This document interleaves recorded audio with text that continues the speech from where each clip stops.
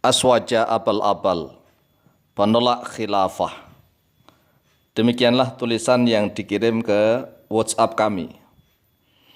Orang yang ngomong seperti itu adalah orang yang masih bingung atau jangan-jangan memperkosa perbedaan antara imamah dengan al-imamah al-kubra. Imamah dengan al-imamatul kubra itu dua hal yang berbeda, tidak bisa disamakan. Tetapi orang yang mengirimkan tulisan ke WhatsApp kami itu memaksa. Setiap ada makna imamah pasti diartikan khilafah, khilafah, khilafah. Khilafah yang dimaksud adalah al-imamatul kubra. Sebelum kami menjelaskan dan menjawab seluruhnya, kami tegaskan bahwa Aswaja Indonesia menerima khilafah sebagaimana sistem khilafah al-khulafa ar-rasyidin. Tetapi menolak khilafah model Hizbut Tahrir dan Syiah serta khilafah atau imam atau keamiran model LDII, Lembaga Dakwah Islam Indonesia. Nah, sekarang inilah tulisan yang dikirim ke dalam WhatsApp kami. Dia menukil dari Az-Zahabi dalam kitab Al-Muqaddimah Az-Zahra fi Idhahi Al-Imamatil Kubra, Kairo Darul Furqan halaman 12.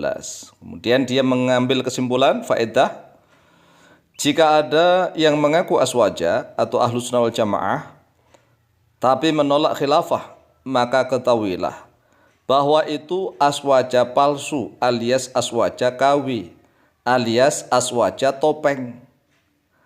Inilah nanti yang akan kita jelaskan. Sebenarnya dia yang salah paham itu dia. Tapi langsung buru-buru menuduh aswaja yang tidak menerima khilafah, langsung dituduh aswaja palsu alias aswaja kawi alias aswaja topeng. Kemudian dia melanjutkan dalam bab ini, penolak khilafah itu lebih keblinger daripada kelompok menyimpang Mu'tazilah, Murji'ah, Khawarij, dan Syiah, yang semuanya menganggap wajib khilafah sebagaimana Ahlus Sunnah asli, khilafah ajaran Islam. Ya, sumbernya dari website atau tulisan di Facebook ini ya, www.facebook.com jejak khilafah di kitab ulama. Kewajiban khilafah menurut ulama lintas masa, lintas madhab, dan lintas disiplin ilmu. Kemudian dia menulis aswaja anti khilafah sama dengan aswaja palsu. Ini aswaja anti khilafah sama dengan aswaja palsu. Al-Imam Syamsuddin Abu Abdillah Az-Zahabi Asy-Syafi'i wafat tahun 748 Hijriah. Ibarat yang diambil benar, cuma pemahaman dia yang salah. Sekali lagi ya, ibarat yang diambil benar, hanya pemahaman sang penulis yang salah. Dia menulis begini, ini memang ada di dalam kitab Az-Zahabi ya. Ittafaqa ahlus sunnati wal mu'tazilati. Ittafaqa telah sepakat. Ittafaqa, ittifaq itu beda dengan ajma'a. Ini yang perlu dipahami dulu. Ittafaqa ini beda dengan ijma'. Ajma'a dengan ittafaqa itu beda. Tapi Imam Az-Zahabi menggunakan lafaz ittafaqa. Ittafaqa telah sepakat ahlus sunnati oleh ahlus sunnah, wal mu'tazilati dan oleh mu'tazilah, wal murji'ati dan oleh murji'ah, wal khawariji dan oleh orang-orang khawarij, wa syi'ati dan oleh syiah, ala wujubil imamati atas wajibnya keimaman. Nah gitu, keimaman. Nah kalau menurut terjemah ini, imamah strip khilafah begitu aja. Imamah strip khilafah. Wa annal ummata furidhu 'alaiha al-inqiyadu ila imamin adlin. Dan sesungguhnya umat yaitu difardukan atasnya umat al-inqiyadu ila imamin adlin. Hasa an-najiyati minal khawariji faqalu la talzamu al-imamatu wa inna ma'ala nasi ayata'atu al-haqqa fi ma bainahum wa hadha qaulun saqitun. Dan kita akan membaca terjemahan dari si penterjemah ini yang mengatakan bahwa aswaja penolak khilafah adalah aswaja palsu alias abal-abal kawi. Dan dia menerjemahkannya begini, Ahlus Sunnah, Mu'tazilah, Murji'ah, Khawarij, dan Syiah telah sepakat atas kefarduan imamah khilafah. Nah, stripnya khilafah ini loh, Ini pemaksaan bagi orang yang tidak pernah belajar kitab. Oh iya ya, padahal ini adalah tahrif penterjemahan dari si penerjemah. Jadi si penerjemah sudah melakukan distorsi, mentahrif dari makna kitab sebenarnya. Ya, al-imamah itu kepemimpinan. Jadi para ulama itu sepakat bahkan ijma ulama mengangkat pemimpin itu wajib. Misalnya nih kita tiga orang bersatu, maka wajib mengangkat pemimpin di antara tiga orang itu agar memimpin urusan di antara tiga orang itu. Ini pemimpin. Maksudnya dalam perjalanan kita berjalan ada tiga orang, maka hendaklah mengangkat pemimpin supaya nanti kalau terjadi apa-apa, pemimpin itulah yang memutuskan perkara. Jadi kalau perjalanannya panjang begitu ya, lebih dari tiga orang, ya sangat dianjurkan untuk mengangkat pemimpin. Jadi mengangkat pemimpin itulah yang disebut fardu, tapi fardunya fardu kifayah. Masih fardu kifayah, tidak fardu ain. Artinya kalau salah seorang telah mengerjakan, maka gugurlah kewajiban yang lainnya, kaum muslimin yang lainnya. Kemudian mari kita lanjutkan membaca terjemahannya dia. Dia mengatakan begini dalam terjemahannya, umat Islam wajib hukumnya tunduk terhadap seorang imam garis miring khalifah yang adil. Setiap ada kata-kata imamah, dia menerjemahkan khilafah. Imamah sama dengan khilafah. Setiap ada kata imam, dia menerjemahkan sama dengan khalifah. Imamah, khilafah, imam, khalifah. Ini namanya distorsi, tahrif, menyelewengkan makna seenaknya sendiri.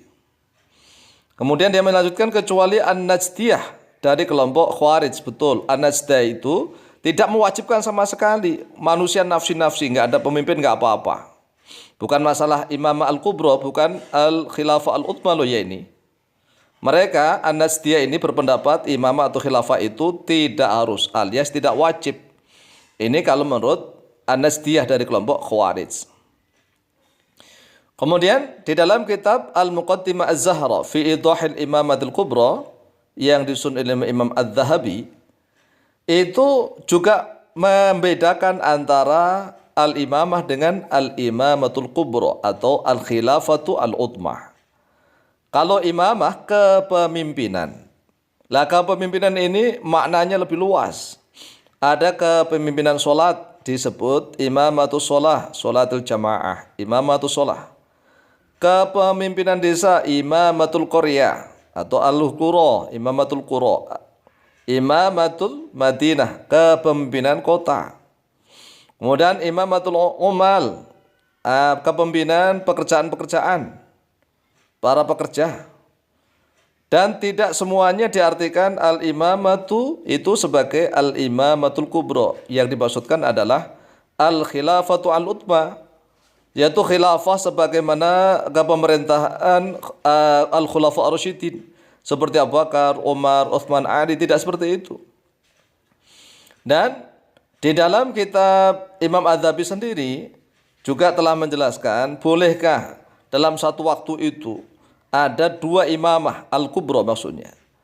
Dan ini para ulama berbeda pendapat. Dan kalau kita nanti membaca sejarah nanti akan tercengang ya. Mengapa? Setelah pemerintahan Khalifah Ali bin Abi Thalib itu kan ada di Damaskus, Syria ada, yaitu Bani Umayyah. Kemudian setelah itu Bani Umayyah saat Yazid menjadi khalifah, kemudian ada Sayyidina Husain. Ada Sayyidina Husain sampai dibunuh di Karbala. Kemudian Yazid sampai juga mengejar-kejar Abdullah bin Umar bin Zubair yang menjadi khalifah di kota Hijaz, Mekah, Madinah. Coba bayangkan, ruwet saat itu. Sampai Marwan dan Abdul Malik. Tatkala Abdul Malik menjadi khalifah di Damaskus, kemudian mengirimkan Yusuf bin Hajjaj Ats-Tsaqafi untuk menggempur Ka'bah. Ka'bah digempur, dilempari batu dengan manjanik. Coba ya, itulah khilafah yang mana yang dimaksud. Dan tidak hanya itu, Khalifah Abdullah bin Az-Zubair bin Al-Awwam dibunuh dengan cara keji. Kepalanya dipenggal, dipancung, dikirim ke Damaskus. Tubuhnya Khalifah Abdullah bin Az-Zubair bin Al-Awwam disalib, dipaku di dinding Ka'bah. Coba. Dan tidak berhenti sampai di situ. Perkelahian pertempuran antara Bani Abbasiyah dan Bani Umayyah. Kemudian Bani Umayyah melarikan diri ke Andalusia, ke Cordoba, mendirikan dinasti khilafah Imarah di Cordoba. Dan Bani Abbasiyah mendirikan khilafah di Baghdad di Irak. Lalu khilafah yang mana yang dimaksud oleh Hizbut Tahrir? Tidak semudah itu. Jadi sekali lagi, Aswaja Indonesia menerima khilafah sistem Khulafa ar-Rasyidin, tetapi menolak khilafah model Hizbut Tahrir, model Syiah dan modelnya LDII. Wallahu taala a'lam bishawab.